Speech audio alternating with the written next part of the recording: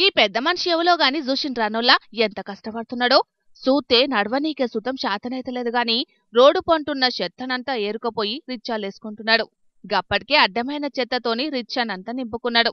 ఇక చూస్తున్నారు గదా, పాపం రిచ్చా అడ్డగోలు బరువయ్యే వరకు దాన్ని తోసుకుంటూనే పోయిండు గిట్లా. మళ్ళా గీ రిచ్చాల నింపిన చెత్తనంతా తీసుకుపోయి డంపింగ్ యార్డుల వారవోసుడు గీన పెట్టుకున్న పనట.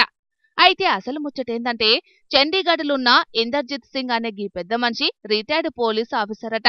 88 ఏండ్ల వయసుంటదట.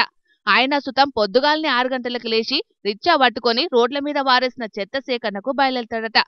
ఇక ఆడున్న గల్లీలు మొత్తం తిరుక్కుంటా రోడ్ల మీద వారేసిన చెత్త చెదారమంతా ఏరి తీసుకుపోయి డంపింగ్ యార్డ్ల వారవోసి పరిసరాల పరిశుభ్రతను కాపాడుతున్నాడట.